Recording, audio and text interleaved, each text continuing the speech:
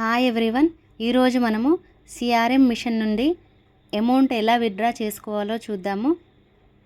CRM machine అంటే cash recycling machine అనమాట. ఏటీఎంకు సిఆర్ఎంకు difference ఏంటంటే ఏటీఎంలో ఓన్లీ మనము అమౌంట్ విత్డ్రా చేసుకోవచ్చు.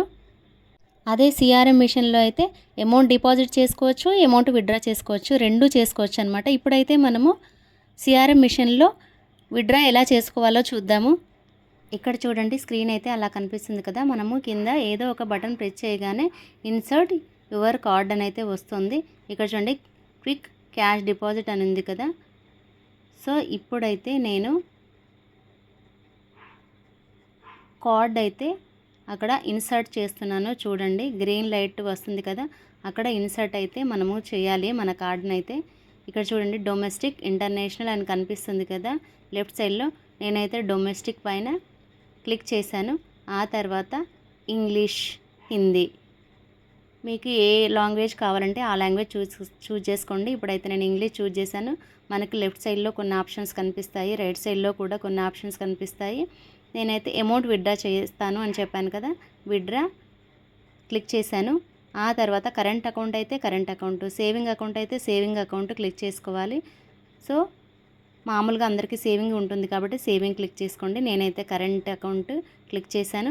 ఇక్కడ చూడండి, please enter whole amount in rupees in multiple of 100. అంటే మనం ఎంటర్ చేసే అమౌంట్ హండ్రెడ్స్లో మాత్రమే ఉండాలి. 150, 50 రూపీస్, 250 రూపీస్ అలా ఉండకూడదు అనమాట. 100, 200, 500 అలా ఉండాలి. అలా మనకు కావాల్సిన అమౌంట్ అయితే ఇచ్చాక please enter your pin number అని అడుగుతుంది కదా. మనము ఆల్రెడీ కార్డుకి పిన్ అయితే సెట్ చేసి పెట్టుకుంటాం కదా, ఆ పిన్ నెంబర్ ఇస్తే ఇలా please wait while your transaction is being processed అని వస్తుంది. అలా వచ్చాక చూడండి, ఇక్కడ విత్డ్రా ఆర్ డిపాజిట్ అని కనిపిస్తుంది చూడండి. అక్కడైతే మనకి అమౌంట్ అయితే వచ్చేస్తుందండి. పైన స్క్రీన్లో మాత్రం ప్లీజ్ టేక్ యువర్ క్యాష్ అని వస్తుంది. అప్పుడైతే మనము ఈ విధంగా అయితే మనము అమౌంట్ని అయితే విత్డ్రా చేసుకోవచ్చు అనమాట సిఆర్ఎం మిషన్ నుంచి. సో మీకు మళ్ళీ కావాలి అనుకుంటే కంటిన్యూ చేసుకోండి, లేదంటే క్యాన్సిల్ ప్రెస్ చేయండి. చాలామంది ఇలా అమౌంట్ డ్రా చేసుకోవడానికి చాలా భయపడుతుంటారు. ఇప్పుడు చూసారు కదా, ప్రాసెస్ అయితే ఎంత సింపుల్గా ఉందో. నెక్స్ట్ వీడియోలో మీకు సిఆర్ఎం మిషన్లో అమౌంట్ని ఎలా డిపాజిట్ చేసుకోవాలో చూపిస్తాను. మీకు ఇంకా రిలేటెడ్ వీడియోస్ కావాలంటే ప్లే లిస్ట్లో చూసుకోండి.